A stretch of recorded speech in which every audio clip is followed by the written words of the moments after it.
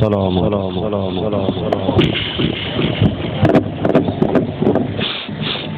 إن الحمد لله نحمده ونستعينه ونستغفره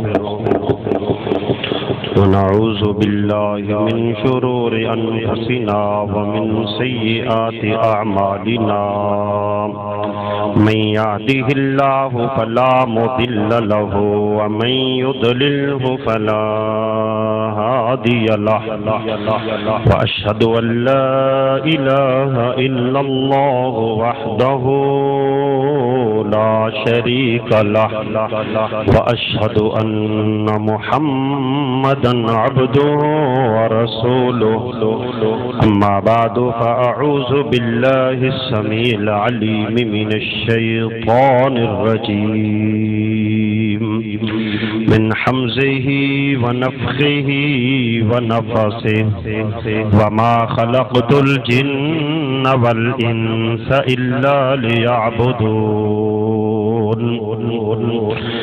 فقد قال النبي صلى الله عليه وسلم بدأ الإسلام غريبا وسيعود كما بدأ غريبا فطوبى للغرباء رب اشرح لي صدري ويسر لي أمري واحلل عقدة من لساني يفقهوا قولي رب زدني علما رب زدني علما سبحانك لا علم لنا إلا ما علمتنا إنك أنت العليم الحكيم اللهم صل على محمد وعلى آل محمد كما صليت على إبراهيم وعلى آل إبراهيم إنك حميد مجيد اللهم بارك على محمد وعلى آل محمد كما باركت على إبراهيم وعلى آل إبراهيم إنك حميد مجيد معزز خواتین و حضرات سامعین کرام قرآن مجید فرقان حمید کا جو مقام تلاوت کیا ہے اس کے اندر اللہ وحدہ لا شریک نے ارشاد فرمایا وما خلقت الجن والانس الا لیعبدون ہم نے جنوں اور انسانوں کو صرف اپنی بندگی یعنی عبادت کے لیے پیدا فرمایا تو بندگی کے حوالے سے چند گزارشات آپ حضرات کے گوش گزار کرنے کی کوشش کروں گا۔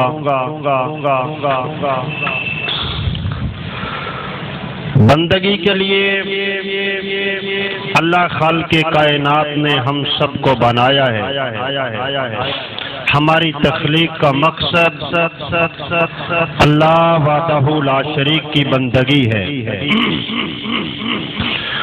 اور بندگی وہ چیز ہے جس کا عہد و پیمان اور وعدہ خالق و مالک نے عالم ارواح کے اندر انسانیت سے لے لیا تھا۔ الست بربکم، کیا میں تمہارا رب نہیں ہوں؟ تو سب نے کہا تھا قالوا بلا، کیوں نہیں باری تعالیٰ، تو ہمارا خالق و مالک اور رب ہے، ہم تجھے ہی پوجیں گے، تیری ہی بندگی اور عبادت کریں گے۔ یہ انسانیت نے اپنے خالق و مالک کے ساتھ عالم ارواح کے اندر کر لیا۔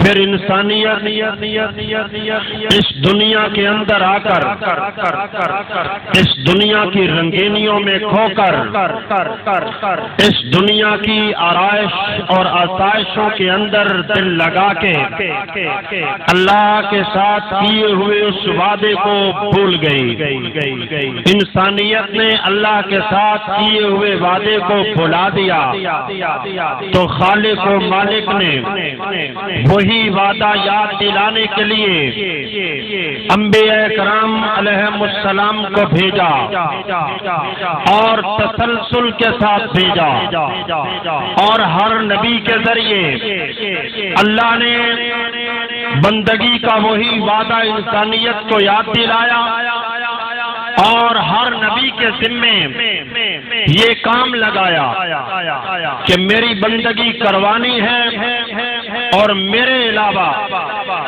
کائنات کے اندر جس کسی کی بندگی ہو رہی ہے اس سے انسانیت کو ہٹا دینا ہے۔ انبیاء کرام علیہم السلام تسلسل کے ساتھ آتے رہے، اور اللہ وحدہ لا شریک نے اپنا یہ حق انسانیت سے مانگ کے لیا، اور مانگا بھی تکرار کے ساتھ، اور بار بار مانگا۔ انبیاء کرام علیہم السلام کو بھیج کے مانگا، فرمایا میرے بندو تمہارا خالق و مالک میں ہوں، تمہارے لیے روزی روٹی کا بندوبست میں کروں گا، کائنات کی ہر نعمت تمہیں میں عطا کروں گا، سب کچھ تمہیں میں نے دینا ہے، پر ایک چیز میں رب تم سے مانگتا ہوں، وہ میری مانگ ہے، وہ صرف مجھی کو دینی ہے، میرے علاوہ کائنات کے اندر کسی اور کو وہ چیز نہ دے بیٹھنا، بھول کر بھی، خطا کر کے بھی، غلطی لگ جانے سے بھی میری وہ چیز کسی اور کو نہ دے بیٹھنا، میں تم سے مانگ کے لیتا ہوں، مانگتا ہوں، بار بار تکرار کے ساتھ انبیاء کرام علیہم السلام کو بھیج کر مانگتا ہوں۔ وہ کیا ہے؟ وہ حق بندگی ہے کہ بندگی کا حق، عبادت کا حق، سجدے رکوع قیام نظر و نیاز چڑھاوے منت و منوتی کا حق، یہ صرف میرا ہے، یہ مجھی کو دینا، بھول کر بھی، غلطی کر کے بھی، خطا کر کے بھی میرا یہ حق کسی اور کو نہ دے بیٹھنا۔ اگر تم نے میرا یہ حق کسی اور کو دے دیا تو پھر سن لو، ان اللہ لا یغفر ان یشرک بہ ویغفر ما دون ذلک لمن یشاء۔ فرمایا مجھے اپنے عزت و جلال کی قسم ہے، ساری خطائیں معاف کر دوں گا، سارے گناہ مٹا سکتا ہوں، پر اگر تم نے میرے حق کی بندگی میں ملاوٹ کر دی، بندگی کا ایک ذرہ بھی میری ذات کے علاوہ کسی اور کو دے دیا تو مجھے اپنے عزت و جلال کی قسم ہے یہ جرم میں نے معاف کرنا نہیں ہے۔ جامع ترمذی کے اندر حدیث ہے، رسول اللہ صلی اللہ علیہ وسلم نے فرمایا، حدیث قدسی ہے، اللہ فرماتا ہے میرا بندہ اتنے گناہ کر لے، خطائیں کر لے، غلطیاں کر لے کہ زمین و آسمان کا یہ سارا خلا اس کے گناہوں سے بڑھ جائے، میرے پاس اس حالت میں پہنچے کہ شرک نہ کرتا ہو، میری بندگی کے حق میں اس نے ملاوٹ نہ کی ہو، بندگی کا ذرہ بھی میرے علاوہ کسی اور کا نہ دیا ہو، اتنے گناہ لے کے آ جائے، مجھے اپنے عزت و جلال کی قسم ہے اس کے گناہ سے 2 گنا رحمت لے کر اس کا استقبال کروں گا اور اسے معاف کر دوں گا۔ شرط یہ ہے کہ بندگی وہ خالص میرے لیے، عبادت وہ اخلاص کے ساتھ میری ہی، بندگی کسی اور کی نہ کرتا ہو۔ تو حضرات محترم،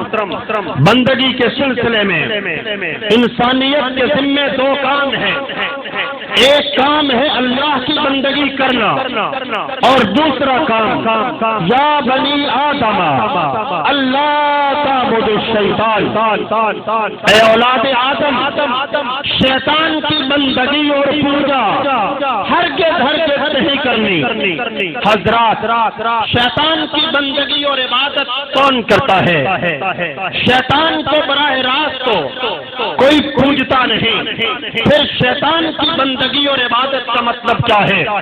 شیطان کی بندگی اور عبادت کا مطلب یہ ہے کہ کائنات کے اندر اللہ کی بندگی کے علاوہ بندگی کے جتنے مظہر ہیں، بندگی کے جتنے مقامات ہیں، بندگی کی جتنی شکلیں ہیں، بندگی کی جتنی صورتیں ہیں، خواہ کوئی پتھر پوجتا ہے، لکڑی پوجتا ہے، سونے کی مورتی پوجتا ہے، گائے پوجتا ہے، گھوڑا پوجتا ہے، قبر پوجتا ہے، شجر و حجر پوجتا ہے، زندہ اور مردے کو پوجتا ہے، یہ ساری بندگی کی شکلیں دراصل یہ ابلیس شیطان کی بندگی کے مظہر ہیں۔ اللہ کی بندگی وَنِعْبُدُونِي هَذَا صِرَاطٌ مُسْتَقِيمٌ، اللہ کی بندگی کا ایک ہی راستہ ہے اور وہ محمد کریم صلی اللہ علیہ وسلم کا راستہ ہے۔ جو اللہ کی بندگی سے ہٹا ہوا ہے وہ جس کسی کی بھی پوجا کرتا ہے دراصل وہ شیطان ابلیس کی پوجا کرتا ہے۔ تو اللہ نے ہمارے دل میں دو کام لگائے ہیں، یا بنی آدم اللہ تعبدوا الشیطان، اے اولاد آدم شیطان کو بالکل نہیں پوجنا، اور وما خلقت الجن والانس الا لیعبدون، میں اللہ کو لازماً پوجنا ہے۔ تو ہمارے دل میں دو کام ہیں، ایک اللہ کو پوجنا، دوسرا اللہ کے علاوہ کسی اور کو نہ پوجنا۔ اور انبیاء کرام علیہم السلام کے ذمے میرے اللہ نے یہی بات لگائی تھی کہ میرے نبیوں دنیا کائنات کے اندر چلے جاؤ، وہاں جا کے میری دعوت دینی ہے، میری طرف لوگوں کو بلانا ہے، اور لوگوں کا ناطا غیر اللہ سے توڑ کے دنیا کے اندر جتنے معبودان باطلا انہوں نے بنا رکھے ہیں ان سب سے ان کا ناطا توڑ کے میں اللہ کے ساتھ میرے بندوں کا رشتہ اور ناطا تم نے جوڑ دینا ہے۔ اور اس کے لیے میرے انبیاء کرام علیہ السلام تمہارے ذمے صرف دعوت نہیں ہے، صرف بات کو پہنچانا نہیں ہے، یہ تو امت کے ذمے ہے، بات کو پہنچا دیا تو بڑی الذمہ ہو گئے۔ نبی کی ذمہ داری بات کو پہنچانا نہ تھا بلکہ بات کو منوانا تھا کہ میرے انبیاء کرام علیہ السلام تم نے جانا ہے اس دنیا میں شرک ہو رہا ہوگا، میری بندگی میں ملاوٹ ہو رہی ہوگی، لوگوں نے میرا حق بندگی کچھ اور ہستیوں کو دے رکھا ہوگا، انہیں دعوت دینی ہے، دلائل دینے ہیں، براہین پیش کرنی ہے، معجزات دکھانے ہیں، مان جائیں تو درست ہے، نہ مانے پھر کیا کرنا ہے، پھر ٹکراؤ کرنا ہے، تصادم کرنا ہے، پھر برادریوں کو توڑ کے رکھ دینا ہے۔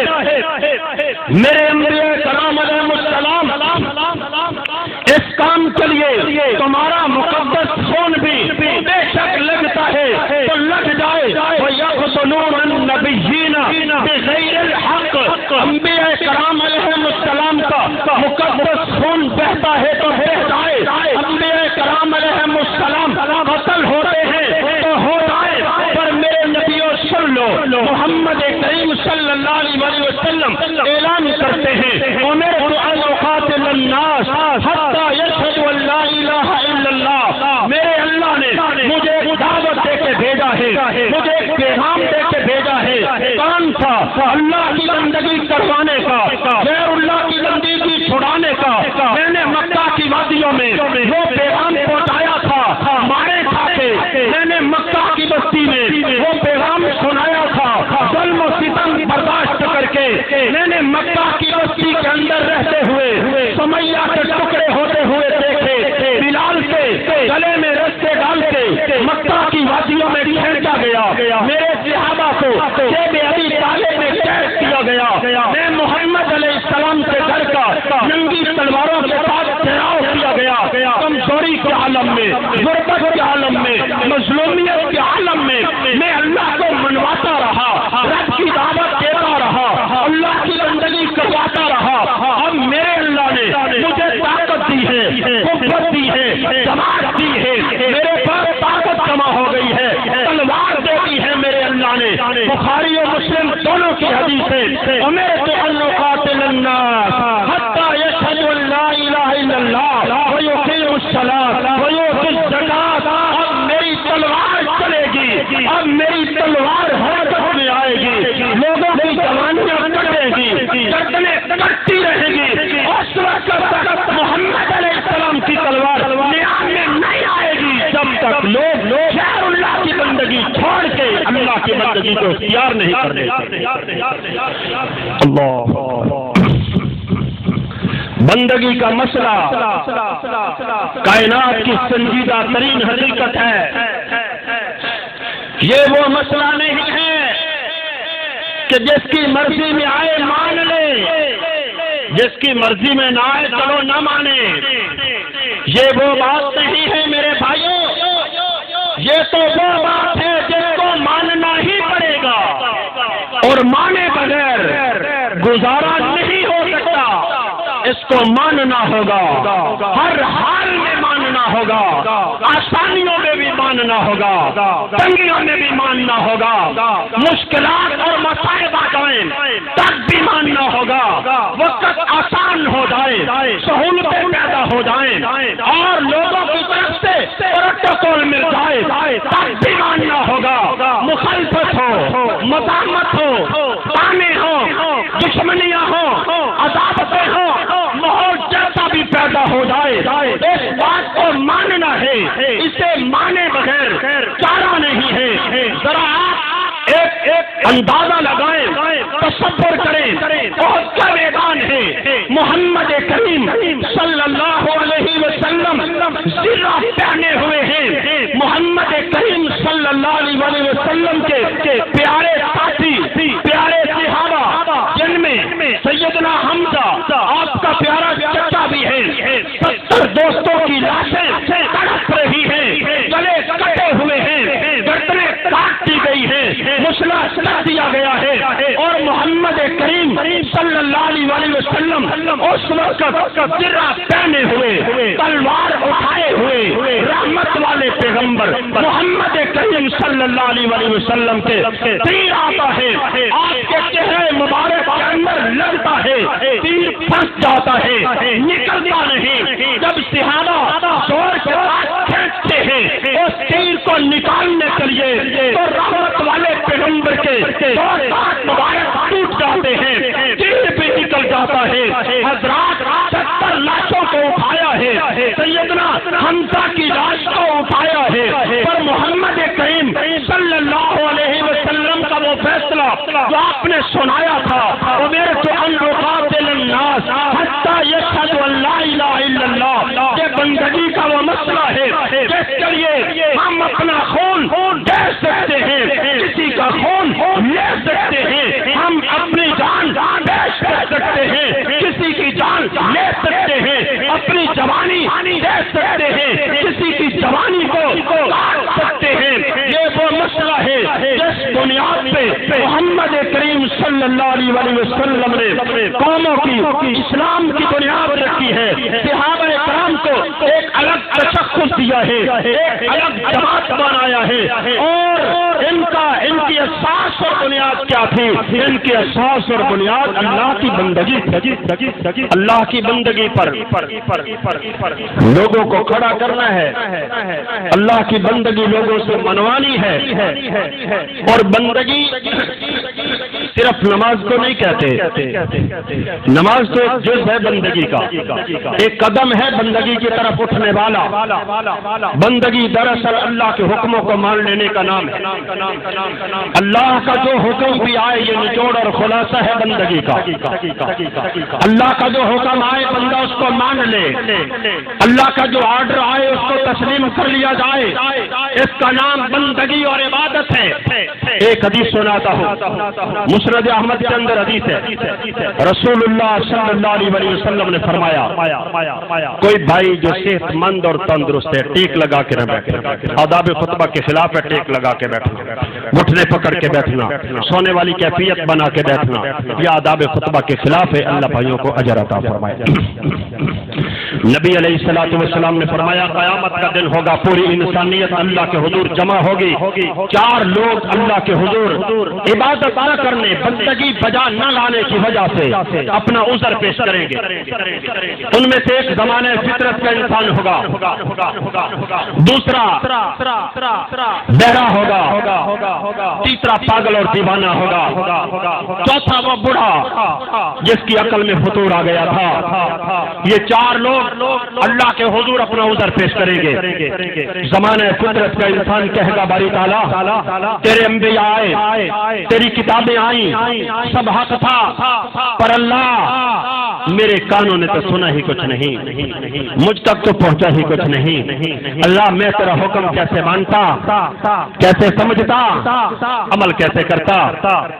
دیوانہ کہے گا باری تعالیٰ تیرے انبیاء آئے، کتابیں آئیں، تیرے انبیاء کا پیغام پہنچانے والے آئے، سب حق تھا، پر باری تعالیٰ مجھے تو بچے مینگنیاں مارا کرتے تھے، میرے پاس تو شعور اور عقل ہی نہیں تھی۔ اسی طرح ہر بندہ اپنا عذر پیش کرے گا۔ میرا اللہ میدان حشر میں ان کو آزمائے گا۔ اللہ فرمائے گا اگر تمہارے پاس میرا پیغام آتا تو تم کیا کرتے؟ کہا باری تعالیٰ تیرا حکم آتا، تیرا پیغام آتا، ہماری کیا مجال تھی کہ ہم نہ مانتے۔ دوران خطبہ مقتدی آپس میں بات کریں تو جمعے کا اجر ٹوٹل ضائع ہو جاتا ہے۔ بھائی عرصہ دراز سے جمعہ پڑھنے کے لیے آ رہے ہیں، سمجھ کے آیا کریں تاکہ جاتے ہوئے رحمت سے جولیاں بھر کے لے جائیں، کہیں ایسا نہ ہو کہ ان بد نصیب لوگوں کی طرح ہو جائیں کہ جو جیسے خالی ہاتھ آئے تھے ویسے ہی واپس چلے گئے۔ دوران خطبہ جمعہ دیر ہو جائے تو وضو کر کے سیدھے آ کے بیٹھ جایا کریں خطبہ جمعہ سننے کے لیے۔ دو بھائی میرے سامنے کھڑے گفتگو کر رہے ہیں، عجیب بات ہے، بھائی سیکھ کے آیا کریں۔ صرف مسجد میں آنے پر اجر نہیں ملتا، صرف مسجد میں آنے پر اللہ کی قسم اجر نہیں ملتا۔ شیخ البانی رحمت اللہ علیہ سیاح کے اندر حدیث لائے ہیں، فرماتے ایک بندہ 60 سال نماز پڑھتا ہے، 60 سالوں میں پڑھی گئی ایک نماز بھی میرا اللہ قبول نہیں فرماتا۔ صرف مسجد میں آ جانے پر اجر نہیں ملتا، آئیں سنت کے مطابق وقت گزاریں، سنت کے مطابق نماز پڑھیں، میرا اللہ جولیاں بھر کے عطا کرے گا۔ مرضی سے آئیں اور مرضی سے جائیں، مسجد میں آنے سے بھی کچھ نہیں ملے۔ تو چاروں لوگ اپنا عذر پیش کریں گے۔ میرا اللہ فرمائے گا اگر میرا پیغام آتا تو کیا کرتے؟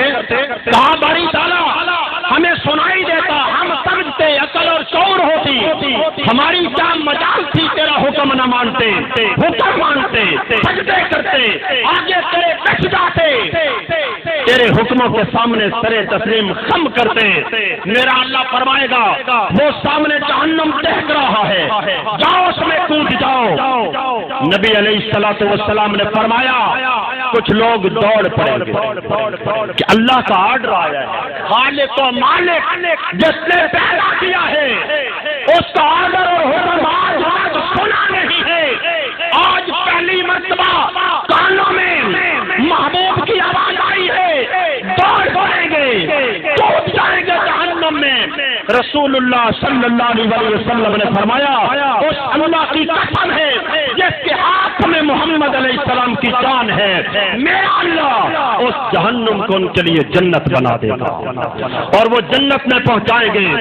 دوسرے ہوں گے صدیق، وہ بھی کھڑے ہو جائیں گے، وہ کہیں گے باری تعالیٰ آواز تیری پہنچی کوئی نہیں، جرم کیا ہے؟ بات سنی ہم نے نہیں، پھر جہنم کا فیصلہ کیوں؟ رک جائیں گے، سوال کریں گے۔ نبی علیہ الصلوۃ والسلام نے فرمایا پاؤں سے پکڑ کے گھسیٹ کے جہنم میں پھینک دیے جائیں گے۔ پتہ چلا بندگی مالک کے حکموں کو مان لینے کا نام ہے۔ مالک آرڈر دے، بندہ مان لے، یہ بندگی کرنے والا ہے۔ مالک آرڈر دے، میرے بندے یہ کرنا ہے، گزرے، شرط نہیں، قید نہیں، اللہ یہ کروں گا تو پھر نتیجہ کیا نکلے گا؟ نہیں، مجال نہیں ہے بندے کی اس غلام کی یہ عبد ہے، یہ اس کی مخلوق ہے، ملازم نہیں مخلوق ہے. اس نے پانی کی ایک بوند سے اسے بنایا ہے. اس کی کیا مجال ہے کہ شرطیں لگائے، ادھر کرے، بہانہ بنائے کہ باری تعالیٰ یہ کرتا ہوں، پھر نتیجہ کیا نکلے گا؟ تو مدد کرے گا، کامیابی ہوگی؟ نہ، قرآن سارا پڑھ لے. میرے رب نے جس نبی کو جہاں بھیجا ہے دوڑ کے چلے گئے ہیں، یہ نہیں پوچھا کہ اللہ نتیجہ کیا نکلے گا. میرے رب نے موسیٰ علیہ السلام سے فرمایا جا فرعون کے پاس، بڑا طاغوت بنا بیٹھا ہے، میرا پیغام سنا اسے. موسیٰ علیہ السلام نے یہ نہیں کہا باری تعالیٰ کمزور ہوں، تھوڑا موقع دے، جماعت جمع کر لینے دے. کوئی جماعت، کوئی افراد، کوئی طاقت، کوئی قوت فرعون کے مقابلے میں باری تعالیٰ ایسے ہی چلا جاؤں اکیلے ہارون علیہ السلام کو لے کے نہیں، فرمایا سیدھے چلے گئے. اور امام ابن کثیر رحمۃ اللہ علیہ فرماتے ہیں موسیٰ علیہ السلام کے ہاتھ میں جو ڈنڈا تھا نا، اس ڈنڈے کے ساتھ فرعون کا دروازہ کھٹکھٹایا. اللہ اکبر. نبی دلیر ہوتے ہیں، شجاع ہوتے ہیں، بہادر ہوتے ہیں. نبی دنیا والوں سے ڈرنے والا نہیں ہوتا. دنیا کی بڑی بڑی طاقتیں، پھر اس کو تھوڑا سا اونچا کرو، بڑی بڑی سپر پاور،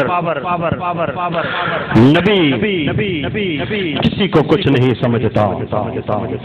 نبی کا تعلق اللہ کے ساتھ ہوتا ہے. وہ تو سپر پاور اسے کہتا ہے، وہ تو لوگوں کو بھی سمجھاتا ہے کہ سپر پاور اللہ اکبر. یہ الگ بات ہے کہ ہم مسئلہ سمجھ نہیں سکے. ہم نے عربی میں پڑھا ہے، عربی ہمیں آتی نہیں.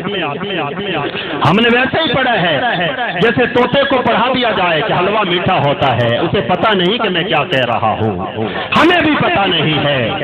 ہمیں اذان کے لیے، نماز کے لیے بلایا گیا تو اللہ اکبر، نماز شروع کرائی گئی تو اللہ اکبر، رکوع میں اللہ اکبر، سجدے میں اللہ اکبر، نماز میں سلام پھیرا تو سب سے پہلے دودھ آنی چاہیے اللہ اکبر. کیا مطلب ہے اللہ اکبر کا؟ اس وقت اگر معنی کیا جائے تو معنی بنتا ہے سپر پاور. سپر پاور اللہ ہے. ان اللہ علی کل شیء قدیر واللہ غالب علی امرہ. سب سے بڑی طاقت اور سب سے بڑی قوت، سب سے بڑے اقتدار والا، سب سے بڑے اختیار والا، کائنات ساری کو اپنی مٹھی کے اندر رکھنے والا، کنٹرول کرنے والا، تدبیر کرنے والا، جب چاہے جس کے لیے چاہے کیا فیصلہ چاہے صادر فرما دے، جس کو چاہے اس کی قدم سے پکڑ کے مار دے. اسے پوچھنے والا کوئی نہیں، وہ سپر پاور ہے. ہم نے مسجد میں کہا اللہ اکبر، باہر کہا اللہ اکبر، باہر کسی اور کو مانا. مسجد میں اللہ بڑا، باہر امریکہ بڑا. مسجد میں اللہ بڑا، باہر کافر بڑے. مسجد میں اللہ بڑا، باہر یہودی بڑے. مسجد میں اللہ بڑا اور باہر مال و دولت اور پیسہ بڑا. میرے نبی علیہ السلام نے یہ بھی فرمایا تھا ہلاک ہو گیا درہم و دینار کا بندہ. یہ درہم و دینار کے بندے، یہ بھی شرک ہے. قبر کی پوجا، یہ بھی شرک ہے. پتھر کی پوجا، یہ بھی شرک ہے. حجر و حجر کو پوجنا، قبر کو پوجنا، یہ بھی شرک ہے. کسی زندہ کو پوجنا، یہ بھی شرک ہے. اور درہم و دینار کی پرستش کرنا، یہ بھی شرک ہے. یہ نہیں کہ آپ درہم و دینار کے لیے اپنی زندگی کو وقف کر دے، دن اور رات ایک کر دے. آپ کو نماز کے لیے بھی فرصت نہیں ملتی. کیوں؟ یہ 60-70 سالہ زندگی کا مستقبل بنانا ہے. اس مستقبل بنانے کے لیے ہمارے پاس نماز کے لیے فرصت کوئی نہیں. اللہ اکبر. ہم پیدا ہوئے ہیں بندگی کے لیے. بندگی کے سلسلے میں ایک ضابطہ یاد رکھیں. بندگی کرنے والوں کے لیے اصول یہ ہے جو قرآن کا نچوڑ ہے کہ ہم اس جہان میں رہتے ہوئے یہ سمجھیں، یہ یقین مان لیں کہ ہم اس جہان میں جو رہ رہے ہیں یہ جہان فانی ہے، اس جہان میں ہم نے ہمیشہ نہیں رہنا، اس میں ختم ہو جانا ہے، اور یہاں ہمیں موقع اس لیے دیا گیا ہے ہم ایک اور جہان کے لیے اپنے آپ کو تیار کر لیں، ایک اور جہان میں کامیابی اور کامیرانی چلیے اپنے آپ کو تیار کرنے کے لیے ہمیں یہاں موقع دیا گیا ہے، اور اس کے لیے میرے اللہ نے ہمارے لیے نظام اتارا ہے، ضابطۂ حیات اتارا ہے، دستور زندگی اتارا ہے میرے اللہ نے، جس میں حلال اور حرام کے تمام ضابطے موجود ہیں، جس میں حلال اور حرام کے تمام ضابطے موجود ہیں۔ فرمایا میرے بندو اس کو میں نے اتارا ہے محمد علیہ السلام کے قلب انور پہ، میرے نبی نے مارے کھا کے تم تک پہنچایا ہے، اس کو پڑھ لو، سمجھ لو، مان لو، قلب و باطن میں اتار لو، گھروں کا، برادریوں کا، شہروں کا، ملکوں کا نظام اور دستور اسے بنا لو، اور خبردار کہیں میرے کلام کو سمجھے، مانے اور اپنائے بغیر چلے نہ آنا، اگر چلے آؤ گے تو باقیوں کے لیے پھر میں نے قید خانہ بنایا ہے جس کا نام جہنم ہے۔ اللہ اکبر۔ تو ہم پیدا ہوئے ہیں بندگی کے لیے، بندگی میں مین چیز کیا ہے؟ اللہ کے آرڈر کو ماننا، اللہ کے حکم کو ماننا، اس کا حکم آئے نماز کے لیے تو نماز پڑھنی ہے، اس کا حکم آئے زکات کے لیے تو زکات دینی ہے، اس کا حکم آئے حج کا تو حج کرنا ہے، اس کا حکم آئے رمضان کے روزے رکھنے ہیں تو روزے رکھنے ہیں، یہ بندگی ہے۔ اس کا آرڈر آئے میرے بندے یہ کھانا ہے، فلاں چیز تو نہیں کھا سکتا، میرے بندے تیری آنکھ فلاں چیز نہیں دیکھ سکتی، میرے بندے تیرے کان حرام نہیں سن سکتے، تو یہ بندہ جن چیزوں سے خالق و مالک نے روک دیا ہے، رک گیا ہے، اور جو کرنے کا آرڈر دیا ہے کر رہا ہے، تو یہ بندگی کرنے والا ہے، یہ بندگی کرنے والا ہے۔ اور بندہ بندگی کے لیے پیدا ہوا ہے، یہ ہر وقت بندگی میں ہوتا ہے، ہر وقت بندگی میں ہوتا ہے۔ یہ نہ سمجھنا کہ مسجد میں آنے والے بندگی کر رہے ہیں اور جو مسجد نہیں آئے وہ بندگی نہیں کر رہے، نہ میرے بھائیو یہ بھول ہے، بندگی سب کرتے ہیں، جو مسجد آتے ہیں وہ بھی کرتے ہیں، جو نہیں آتے وہ بھی کرتے ہیں، جو اللہ کا آرڈر مانتے ہیں وہ بھی بندگی کرتے ہیں، جو میرے رب کا حکم نہیں مانتے بندگی وہ بھی کرتے ہیں۔ فرق یہ ہے کہ جو اللہ کا آوازہ سن کے، اللہ کا حکم مان کے اللہ کی طرف لپکتے ہیں، دوڑتے ہیں، آ جاتے ہیں، یہ رب کی بندگی کرنے والے ہیں، اور جو اللہ کا حکم مان کے نہیں آئے وہ ابلیس کی بندگی کرنے والے ہیں۔ بندگی وہ بھی کر رہے ہیں، بندگی آپ بھی کر رہے ہیں۔ کوئی بندہ شعور سنبھالنے کے بعد ایسا نہیں ہے جو بندگی نہ کر رہا ہو، بس ہم نے یہ دیکھنا ہے کہ اب اس وقت ہم اللہ کی بندگی میں ہیں یا نہیں۔ اگر اللہ کی بندگی میں ہیں تو مبارکباد کے مستحق ہیں، اور اگر رب کی بندگی سے آزاد ہو گئے ہیں تو پھر ابلیس کی بندگی میں ہیں۔ بھائی بندہ بندگی سے ہے، یہ عبد ہے، عبد کا معنی ہے غلام، غلام کی کیا مجال ہے کہ مرضیاں اپنی کرتا پھرے، غلام کی کیا مجال ہے کہ حکم کو نہ مانے۔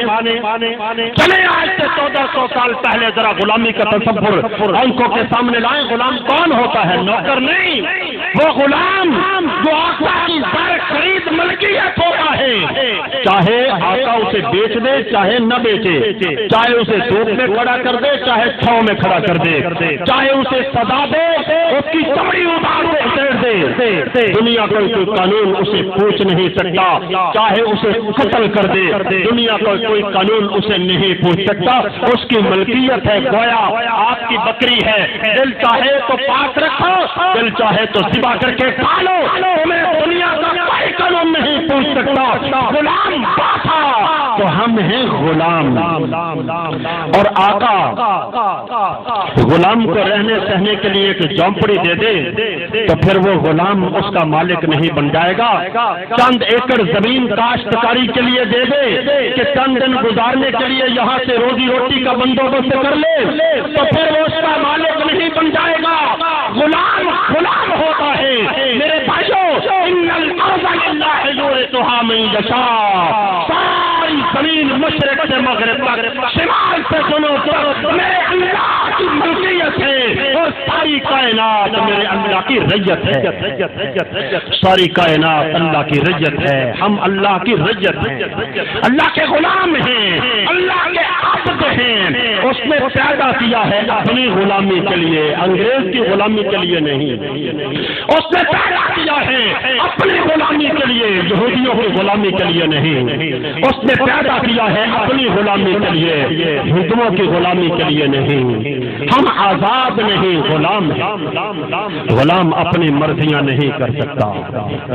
یہ جو ہمارے ہاں آزادی کے نعرے لگائے جاتے ہیں اور آزادی کے نام پہ 14 اگست کو ناچنے والی قوم نے کبھی غور ہی نہیں کیا ہمیں جو آزادی ملی ہے یہ اللہ کی بندگی سے آزادی ہے، یہ کفر اور انگریز کی غلامی سے آزادی نہیں ملی، وہ تو ہم غلام ہیں، وہاں سے چھٹکارا نہیں ملا، یہ آزادی ملی ہے۔ کس بات سے؟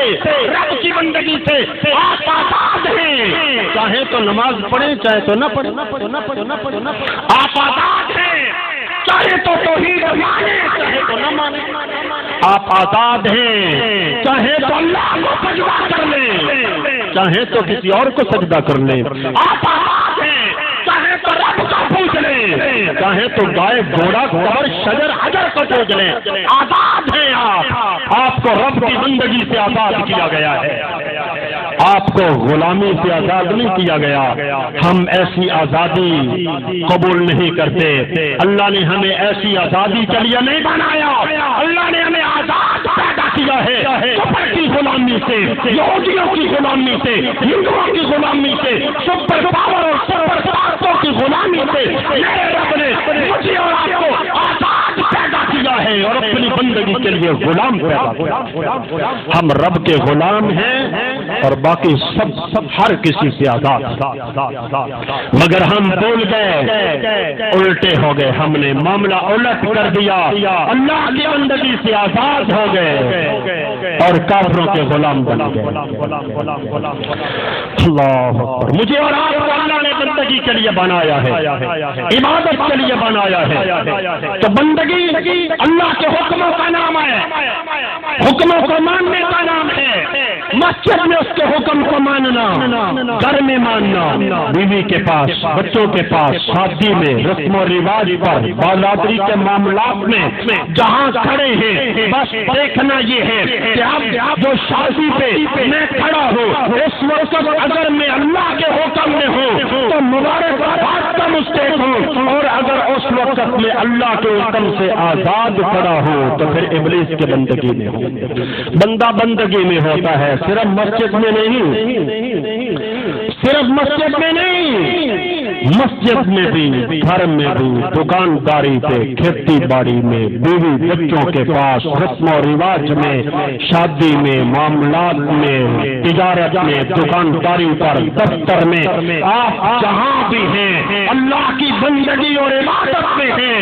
میرے بھائیوں، ہم بندگی کے لیے پیدا ہوئے ہیں، ہماری زندگی کا مقصد اللہ کی بندگی ہے، باقی ضروریات زندگی ہے، مقصد اللہ کی بندگی ہے۔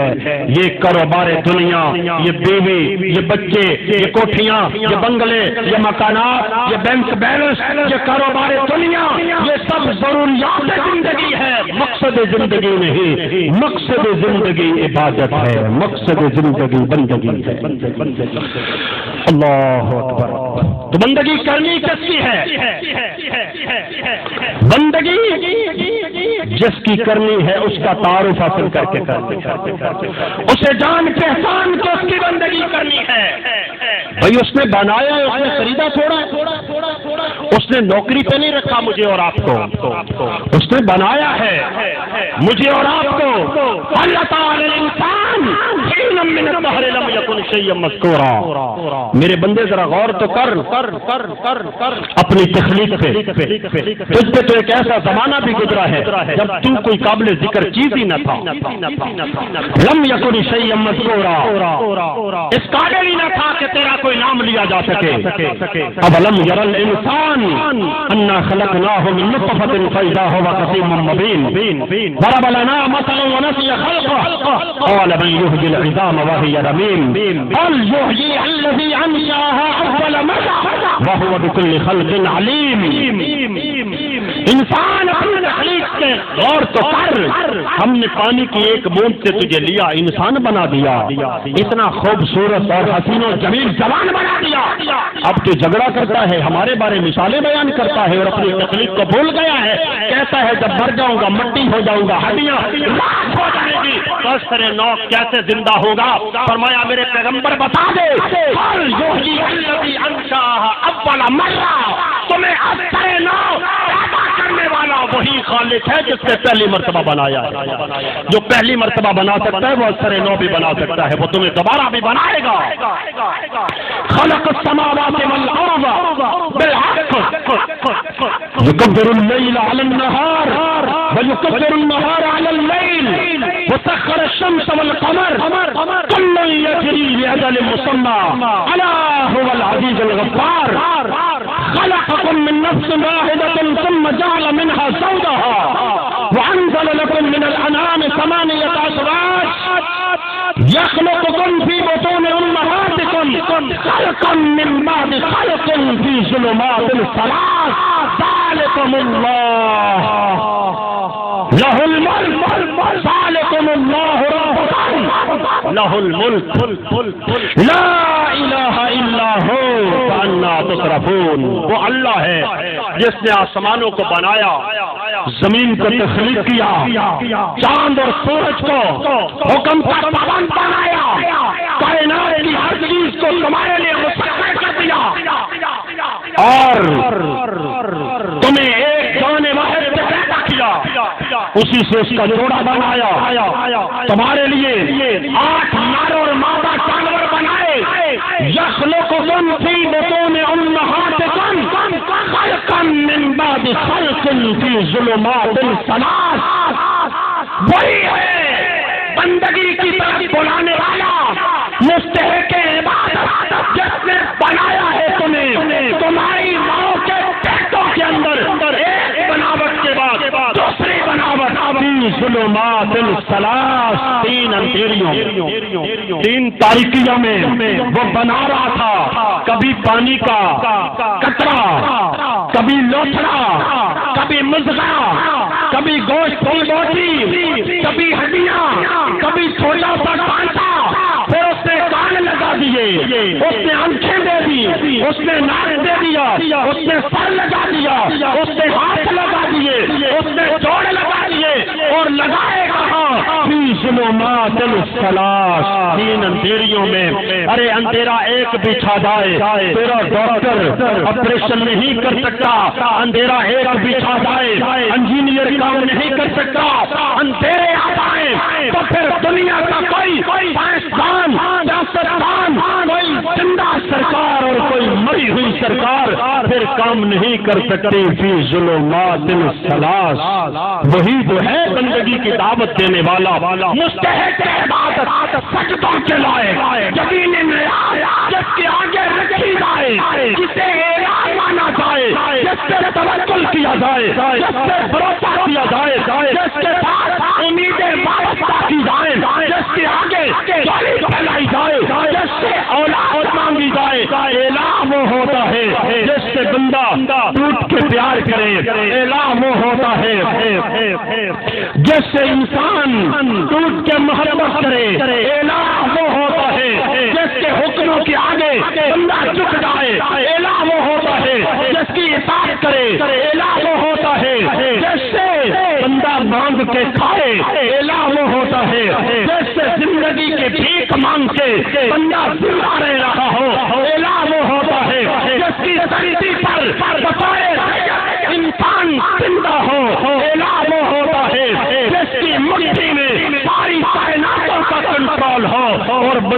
سے بھیک مانگ کے زندہ رہ رہا ہو، الہ وہ ہوتا ہے جو نظام زندگی کو چلا رہا ہو تو وہ فرماتا ہے میں ہی الہ ہوں، یخلقکم فی بطون امہاتکم خلقا من بعد خلق فی ظلمات ثلاث۔ خالق تو وہی ہے، معبود برحق تو وہی ہے، عبادت کا مستحق اور حقدار تو وہی ہے، لا ترجون للہ وقارا۔ مگر پاکستانیوں تمہیں کیا ہو گیا ہے کہ تمہیں اپنے رب کی قدر معلوم نہیں ہے، تمہیں کیا ہو گیا ہے کہ تمہیں یہ پتا نہیں ہے کہ تمہارا خالق کون ہے، مالک کون ہے، رب کون ہے، تجھے پتا نہیں ہے تیرا داتا کون ہے، تجھے پتا نہیں ہے تیرا الہ کون ہے۔ اللہ لا الہ الا ہو الحی القیوم، اللہ الہ عبادت کے لائق، نظر و نیاز چڑھاوے منت و منادی جس کے حکموں کے آگے بندہ نہ جائے، وہ ہے الحی القیوم، وہ ہمیشہ سے زندہ ہے، ہمیشہ زندہ رہے گا، ہر کسی کو قائم رکھتے ہوئے ہے۔ تو پتا چلا مرا ہوا کوئی عبادت کے لائق نہیں ہو سکتا۔ الحی القیوم ہمیشہ سے ہے، زندہ ہے، کسی کا محتاج نہیں، اسے نہ نیند آتی ہے، نہ اونگ آتی ہے، نہ موت آتی ہے۔ جسے موت آ جائے وہ بیٹے نہیں دیتا، جسے موت آ جائے وہ دادا نہیں ہوتا، جسے موت آ جائے وہ غریب نواز نہیں ہوتا، جسے موت آ کے دبا چلے وہ مشکل کشا نہیں ہوتا، جسے موت گرفتار کر کے قبر کی وادیوں میں پہنچا دے وہ دور سے فریاد نہیں ہوتا، وہ بیڑی ڈوبی ہوئی کو کنارے نہیں لگاتا، یہ تو اس کا کام ہے۔ الحی القیوم جو زندہ ہے، ہمیشہ سے ہے، ہمیشہ رہے گا، جو زندگیاں بانٹتا ہے، کسی کا محتاج نہیں ہے، سمجھ ہے، بے نیاز ہے، اسے کوئی ماننے اس کی ربوبیت پر نہیں جاتی، اس کا کائنات انکار کرتے اس کی ربوبیت پر بادشاہ میں ایک پر کبھی نہیں ہو سکتی۔ وہ سمجھ ہے، وہ بے نیاز ہے، وہ ہے تیرا، وہ ہے میرا اللہ جو خالق ہے۔ یخلقکم فی بطون امہاتکم خلقا من بعد خلق فی ظلمات ثلاث۔ جس نے بنایا ہے مجھے، جس نے بنایا ہے آپ کو، تین اندھیریوں کے اندر، تین تاریکیوں کے اندر، جہاں تاریکی آ جائے، اندھیرا آ جائے، پردے ہائے ہو جائے تو پھر کوئی سن نہیں سکتا، کوئی جان نہیں سکتا، کوئی دیکھ نہیں سکتا، کوئی سمجھ نہیں سکتا۔ وہ اعلان کرتا ہے وَعِندَهُ مَفَاتِحُ الْغَيْبِ لَا يَعْلَمُهَا إِلَّا هُوَ وَيَعْلَمُ مَا فِي الْبَرِّ وَالْبَحْرِ وَمَا تَسْقُطُ مِنْ وَرَقَةٍ إِلَّا يَعْلَمُهَا وَلَا حَبَّةٍ فِي ظُلُمَاتِ الْأَرْضِ وَلَا رَطْبٍ وَلَا يَابِسٍ إِلَّا فِي كِتَابٍ مُبِينٍ۔ وہ اعلان کرتا ہے غیبوں کے پیچھے میں جانتا ہوں، پردوں کے پیچھے کائنات میں میرے علاوہ کوئی نہیں جانتا۔ وہ پردہ جس چیز کا بھی ہو، فرمایا دنیا کائنات کے اندر ایک درخت سے پتا نہیں گرتا، جو معبود ہے، جو خالق ہے اس کو جانتا ہے۔ فرمایا ایک اور مثال دیتا ہوں، اللہ نے فرمایا تم ذمہ دار ہو، کاشتکار ہو، بیج ڈالتے ہو زمین کے اندر، تمہاری جھولی میں ہوتا ہے بیج، تم کاشتکاری کے لیے بیج ڈالنا چاہتے ہو، اسے دیکھ رہا ہے کون؟ پیر صاحب، مولوی صاحب، ذمہ دار، امام، پیر، فقیر، فقیر سب دیکھ رہے ہیں، سب جانتے ہیں، پھر اسے پھینک دیا جاتا ہے، 1 انچ زمین کے نیچے چلا جاتا ہے، 1 انچ مٹی اس کے اوپر آ جاتی ہے۔ میرا خالق اعلان کرتا ہے وَلَا رَطْبٍ وَلَا يَابِسٍ وَلَا حَبَّةٍ فِي ظُلُمَاتِ الْأَرْضِ۔ میرا اللہ اعلان کرتا ہے مٹی کے 1 انچ کے نیچے چلا گیا، اب کوئی نہیں جانتا، یہ اندھیریوں میں پہنچ گیا ہے، یہ تاریکی میں چلا گیا ہے، یہ ظلمات میں چلا گیا ہے، اب ڈاکٹر نہیں جانتا، اب انجینئر نہیں جانتا، اب سائنسدان نہیں جانتا، اب تیرا امریکہ برطانیہ نہیں جانتے، ان کا پوچھنے والے نہیں جانتے، اب کوئی زندہ کوئی مری ہوئی سرکار نہیں جانتی، اب جانتا کون ہے؟ جب پردوں کے نیچے چلا گیا ہے تو اکیلا اللہ جانتا ہے۔ پردے حائل ہو جائیں تو پھر کوئی جان نہیں سکتا۔ اللہ ایک نبی کا واقعہ بیان کرتے ہیں، فظنون اذ ذهب مغاضبا فظن ان لن نقدر عليه فنادى في الظلمات ان لا اله الا انت سبحانك اني كنت من الظالمين فاستجبنا له ونجيناه من الغم وكذلك ننجي المؤمنين۔ میرا نبی، پیارا نبی، اعلیٰ نبی، افضل نبی چلا گیا، کہاں پہنچا؟ فی ظلمات، اندھیریوں میں چلا گیا، تاریکیوں میں چلا گیا، پردوں کے پیچھے ہو گیا۔ ایک پردہ رات کا، دوسرا پردہ پانیوں کا، تیسرا پردہ مچھلی کے پیٹ کا۔ اب نبی مسئلہ جانتا بھی ہے، مسئلہ سمجھاتا بھی ہے۔ نبی نے گویا اپنے عمل سے یہ اعلان کر دیا کہ جب بندہ مصائب و آلات میں گر جائے، پردوں کے پیچھے چلا جائے، اندھیریوں میں، تاریکیوں میں، سننے والا کون ہے؟ میرے پیچھے ایک خاندان ہے۔ کون خاندان ہے؟ یہ پوتے ہیں یوسف علیہ السلام کے، یوسف علیہ السلام، یعقوب علیہ السلام، اسحاق علیہ السلام، ابراہیم خلیل اللہ علیہ السلام، تیرے اور میرے بنائے ہوئے کرما والے نہیں۔ میرے نبی نے فرمایا خاندان کے اعتبار سے یوسف ابن کریم، ابن کریم، ابن کریم، ابن کریم، یوسف کرما والا ہے خاندان کے اعتبار سے، ایسا کرما والا ہے کہ اس جیسا کرما والا خاندان دنیا میں ہے ہی کوئی نہیں۔ یہ کرما والوں کا خاندان تیرا اور میرا بنایا ہوا نہیں، اللہ کا بنایا ہوا، آسمانوں سے جن کے لیے وحی اتری خاندان ہے، کرما والوں کا خاندان ہے۔ اتخذ اللہ ابراہیم خلیلا، گہرا یار ہے، گہرا دوست ہے، پیارا ہے، محبوب ہے، دنیا کائنات کا لیڈر، رہبر و رہنما پیچھے ہے۔ نبی مسئلہ بیان کرتا ہے کہ جب بندہ گر جائے، پردوں کے پیچھے چلا جائے، پھر یوسف علیہ السلام کو نہیں پکارا جاتا، پھر یعقوب علیہ السلام کو آواز نہیں دی جاتی، پھر اسحاق علیہ السلام سے مدد نہیں مانگی جاتی، پھر ابراہیم خلیل اللہ علیہ السلام سے یہ سزائے بلند نہیں کی جاتی، پھر اکیلے اس مالک کو بلایا جاتا ہے تو اندھیریوں میں، تاریکیوں میں، ظلمات میں، پردوں کے پیچھے جو سنتا ہے اسے بلایا جاتا ہے، اور جب اسے بلایا جاتا ہے تو اعلان کرتا ہے فاستجبنا له ونجيناه من الغم۔ غم میں پھنس گئے تھے، مصیبت بہت بڑی آ گئی تھی، پر خالق اعلان کرتا ہے ہم نے سن لی اس کی فریاد کو اور اسے غم سے نجات دے دی۔ کلمہ پڑھنے والے مسلمانوں، تم بھی نجات چاہتے ہو، تم بھی اللہ کی رضا اور خوشنودی چاہتے ہو، تم بھی توحید چاہتے ہو، تم بھی شرک کی ان اتھاہ گہرائیوں سے نجات چاہتے ہو، تم بھی جہنم کی گاڑی سے اتر کے جنت والی گاڑی میں بیٹھنا چاہتے ہو تو کیا کرنا ہوگا؟ وَكَذَلِكَ نُنْجِي الْمُؤْمِنِينَ، مومنوں کے لیے یہی راستہ ہے، ایمان والوں کے لیے بس یہی راستہ ہے، یہی راستہ اختیار کرنا ہوگا۔ وہ پردوں میں سنتا ہے، پردوں میں جانتا ہے، پردوں میں کام بناتا ہے جہاں کوئی نہیں بنا سکتا۔ ایک اور مثال ضمن آ گئی، عرض کر دوں، ہمارے ہاں تو مردوں کے بارے اختلاف ہوتا ہے، میں چوٹ نہیں کرتا انشاءاللہ، وہ ایمان، عقیدہ، توحید، وہ اسلام وہ اللہ نے میرے نبی کے قلب انور پہ اتارا، اس کو دو ٹوک انداز میں بیان کرنا یہ بیان کرنے والے کی ذمہ داری ہے، ورنہ ورنہ مولوی صاحب بھی مجرم ہیں۔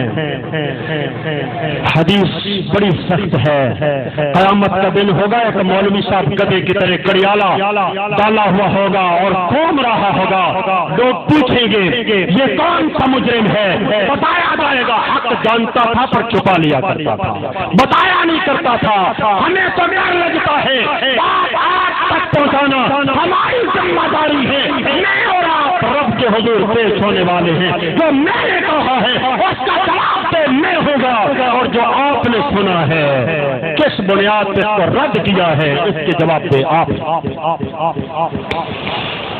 ہم تو کہتے ہیں، ہمارا معاشرہ تو کہتا ہے مردے جانتے ہیں پردوں کے پیچھے۔ قرآن ایک مثال بیان کرتا ہے، سورہ نمل ہے، کبھی موقع ملے تو پڑھ لینا۔ حتی اذا اتوا علی واد النمل قالت نملة یا ایھا النمل ادخلوا مساکنکم لا یحطمنکم سلیمان وجنودہ وہم لا یشعرون۔ چونٹی کہتی ہے میری ساتھی چونٹیوں اپنی بلوں میں گھس جاؤ، اللہ کے پیارے نبی سلیمان علیہ السلام کا لشکر جو کبھی ہوا میں پرواز کرتے تھے آج پیدل چلتے ہوئے آ رہے ہیں، انجانے میں نہ جانتے ہوئے تمہیں مسل ڈالیں گے۔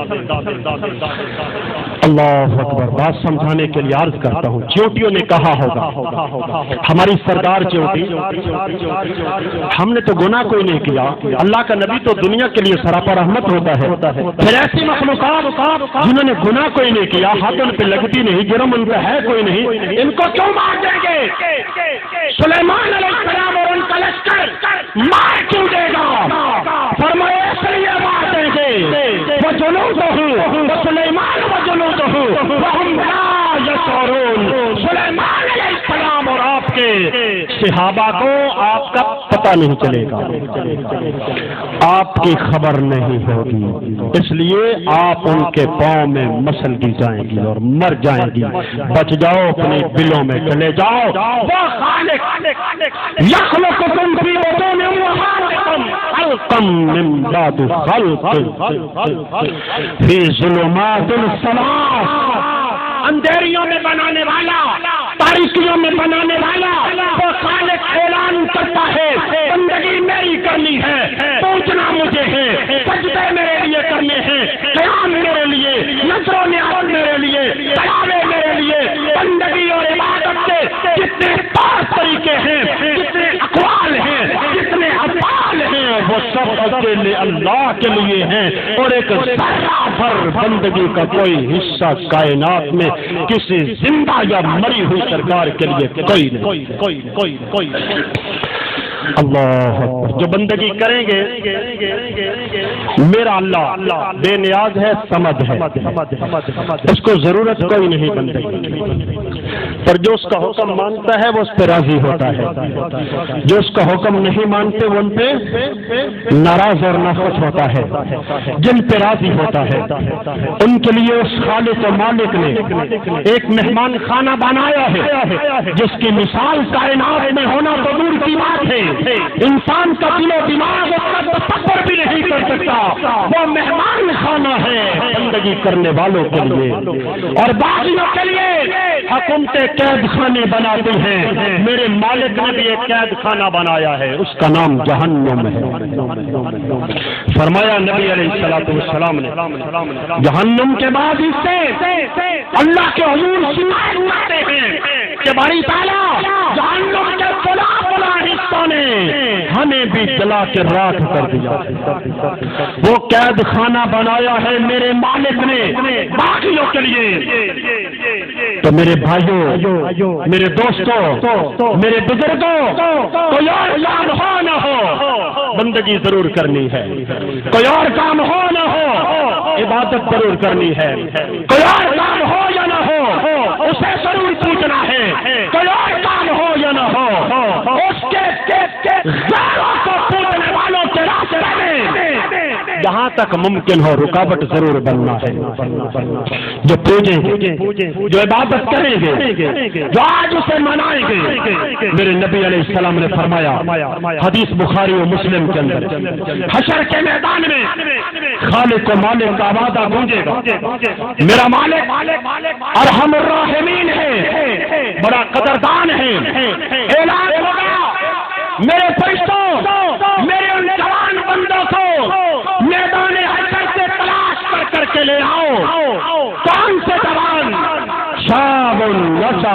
عبادت اللہ، میں نے جوانی دی تھی، طاقت اور قوت تھی، جوانی کے عالم میں میرے آگے سجدے کرتے تھے۔ جوانی کو دیوانی نہیں بنایا تھا، جوانی کو مستانی نہیں بنایا، جوانی کو میری بغاوت اور نافرمانی میں نہیں گزار دیا۔ جوانی ابلیس کی نظر نہیں کی، جوانی گناہوں کی نظر نہیں کی، جوان تھے، جوانوں کو فلمیں دیکھ کے مزہ آتا تھا۔ جب جوان بھائی دس پڑھا کرتے تھے، یہ میرے قرآن کی تلاوت کیا کرتے تھے۔ جب جوان رات گندے پیسے لگاتے اپنی رات کرتے تھے، یہ رات کو قیام اور سجدے کر کے اپنی رات کو سنہری بنایا کرتے تھے۔ لاؤ ان کو تلاش کر کے شاب النشا فی عبادت اللہ، ایسے جوانوں کو میں اپنے عرش کا سایہ عطا کرنا چاہتا ہوں۔ جوانوں، کفر کا ٹارگٹ بھی کم ہو، یہودیوں کا ٹارگٹ کم ہو، اسلام دشمنی کے لیے تمہیں ٹارگٹ کیا جا رہا ہے، اسلام بھی تمہیں دعوت دیتا ہے۔ میرے اللہ نے جتنے نبی بھیجے سب جوان تھے، جوانی کے عالم میں میرے اللہ نے ان کو نبوت عطا کی۔ آپ کو شاید معلوم ہو کہ نہ ہو، ابراہیم خلیل اللہ علیہ السلام نے جب بتوں کو توڑا تھا ان کی عمر 14 سال تھی۔ امام ابن کثیر نے لکھا ہے 14 سال عمر تھی۔ 14 سال کی عمر میں میرے جوان، میرے بھائی، یہ لڑکے لڑکیاں بننے کی کوشش کرتے ہیں، ہاتھوں میں پڑے ہیں، کانوں میں بالیاں ہیں، بال بڑے بڑے رکھے ہوئے ہیں، کپڑے ٹخنوں سے نیچے ہیں، سکولوں کالجوں سے نکلتے ہیں، سیٹیاں بجاتے ہیں، یوں لگتا ہے جیسے کسی پاگل خانے کا دروازہ کھول دیا گیا ہو۔ حضرات، لڑکیاں لڑکا بننے کی کوشش میں لگی ہوئی ہیں۔ مسلمانوں، مسلمان بنو، جوانوں انسان بنو، جوانوں تمہارے آئیڈیل یہ انگریز نہیں ہے، تمہارے آئیڈیل یہ بلے پکڑنے والے تمہارے ہیرو نہیں ہیں۔ ہوتا ہے تم نے اپنے ہیرو بلے پکڑنے والے بنا لیے، تم نے اپنے ہیرو فلم سٹار بنا لیے، تم نے اپنے ہیرو بے حیا اور فحاشی کو عام کرنے والوں کو ہیرو بنا لیا۔ میرے بھائیوں، ہمارا لیڈر، ہمارے ہیرو مصعب بن عمیر ہیں۔ کسی کو پتا ہے مصعب بن عمیر بھی جوان تھا۔ میری ماں، میری بہنوں، میری بیٹیاں، تمہارے لیے آئیڈیل فاطمہ ہے، تمہارے لیے آئیڈیل عائشہ صدیقہ ہے، نور جہاں یہ سلمہ پہ جان نہیں ہے، تمہاری آئیڈیل فاطمہ ستارہ ہے، صحابیات ہیں۔ اپنے آپ کو اسلام منواؤ، مسلمان بنو۔ جوانوں، میرا اللہ قیامت کے دن 5 سوال کرنے والا ہے، ان میں سے ایک سوال جوانی کے بارے ہوگا، زندگانی کا الگ سوال ہوگا، جوانی کا الگ سوال ہوگا۔ جوانوں بتاؤ، اللہ پوچھنے والا ہے وان ثوابہ فیما اللہ، بتا میں نے جوانی دی تھی، قوت، طاقت، جوان بنایا تھا، بتا جوانی تو نے کہاں کھپا دی؟ جب تیرے پاس جوانی تھی، طاقت تھی، قوت تھی، تیرے اندر خون پھولتا تھا، باقی توہین ہولی، تیرا خون کھولتا تھا، بات کی پگڑی اٹھائی جانی، تیری لبوں میں خون پھلک جاتا تھا، برادری اور خاندان اور زمین کے ایک انچ پر تیری جوانی جوش واسی تھی، بتا اس وقت میری توہین پیاس جا رہی تھی، بتا اس وقت تیری دیوار کے ساتھ میرے مقابلے میں ایک رت بنا کے کھڑا کر دیا گیا تھا، بتا میرے ساتھ شرک ہو رہا تھا، بتا میرے نبی کے کھاتے بنا دیے گئے تھے، بتا میرے قرآن کو جلا دیا گیا تھا، بتا مسلمانوں کی عزتوں کو کیا جا رہا تھا، مسجدوں کو توڑا جا رہا تھا، بتا میری توحید کے لیے تیرا خون کیوں نہیں کھولتا تھا، بتا میرے خلاف جب شرک ہوتا تھا، بغاوت ہوتی تھی، مجھے گالیاں دی آتی تھی تو بتا پھر تیری جوانی جوش کیوں نہیں مارتی تھی؟ جوانی کے بارے الگ سوال ہونے والا ہے میرے بھائیوں، وہ بھی تو انسان ہیں جنہوں نے اسلام کو مانا، ڈگریاں پیش کی، ڈگریاں قربان کر دی، جوانیاں قربان کر دی، نیشنلٹی جس کے لیے میں اور آپ تڑپتے ہیں اللہ کی قسم قربان کر دی، مال اسلام پیاج کے گزرے دور میں نچھاور کر دیا، جوانیوں کو پیش کر دیا، ہم اور کچھ نہیں کر سکتے تو گھر میں رہتے ہوئے اللہ کے حکموں کو مان نہیں سکتے۔ میری ماں، میری بہنوں، وہ عراق کی بہن نور وہ بھی تو بہن ہے، عائشہ بھی تو ایک عورت تھی، فاطمہ الزہرا بھی عورت تھی، میری ماں اور بہنوں آسیہ صدیقی وہ بھی تو عورت ہے۔ بتاؤ تم کچھ نہیں کر سکتی، اپنے گھر میں رہتی ہوئی اسلام کو نہیں مان سکتی، اپنے گھر میں رہتے ہوئے تم شرک کا، تم بدعت کا، تم گندگی کا، تم فحشی کا، تم بازار کا، تم دکانداری کی رونق بننے کا، بے پردگی کا بائیکاٹ تو نہیں کر سکتی۔ گھر میں رہتی ہوئی اللہ کا دین مانو، بچوں کو توحید کی گاڑیاں دو، بچوں کو توحید سکھاؤ۔ میرے جوانوں، میرے بھائیوں، کالجوں میں جاؤ، یونیورسٹیوں میں جاؤ، سکول پڑھو، پی ایچ ڈی کرو، ایم ایس سی کرو اور ایم بی بی ایس کرو، انجینئر بنو پر مسلمان بنو، مسلمان رہو، اللہ کا قرآن پڑھو، قرآن سیکھو، توحید سیکھو، توحید مانو، شرک سیکھو، اجتناب کرو اس سے، سنت سیکھو، اپنا لو اسے، بدعت سیکھو، تو اللہ کے بندے بن جاؤ۔ شیطان کی بندگی کر کے اپنی آخرت کو برباد کر رہے ہو، تو اپنے آپ کو جہنم کا بانن اور ایندھن بنا رہے ہو، رب کی رحمتوں سے اپنے آپ کو دور لے جا رہے ہو۔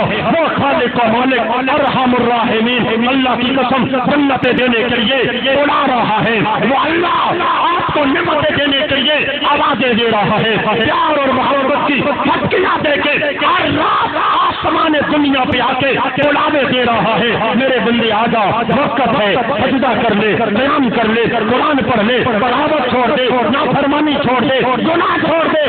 میں نے جنت میں تیرے لیے محلات بنا رکھے ہیں جہاں تو نے آنا ہے، جانا کوئی نہیں، رہنا ہے، ہمیشہ رہنا ہے، آغاز ہے، انجام کوئی نہیں، افتتاح ہے، اختتام کوئی نہیں ہے۔ اس زندگی کے لیے بھی کچھ کرنا ہے میرے بھائیوں۔ جس زندگی نے شروع ہونا ہے تو اس کا پہلا ایک دن 50,000 سال کا دن ہوگا۔ میں اور آپ محنت کر لیں پر 60 سالوں کے لیے کر لیں، 70 سالوں کے لیے کر لیں، ہمیشہ رہنے کے لیے محنت نہ کریں۔ اللہ کی قسم یہ سب سے بڑا جرم ہے۔ اپنی اصلاح کریں، محنت کریں، توبہ کریں، کوشش کریں، پر کتنے عرصے کے لیے؟ 60 سالوں کے لیے۔ ہمیشہ رہنے کے لیے کام کرنا چھوڑ دیں، ہمیشہ جہاں رہنا ہے اس کے لیے کام کریں، اس کے لیے محنت کریں، اس کے لیے مشقت کریں۔ اللہ کے حضور دعا ہے، اللہ وحدہ لا شریک اخلاص کے ساتھ ہمیں اپنی بندگی کی توفیق عطا فرمائے اور اپنی بندگی پر استقامت کی زندگی عطا فرمائے اور غیروں کی بندگی سے اللہ ہمیں نجات عطا فرمائے۔ وآخر دعوانا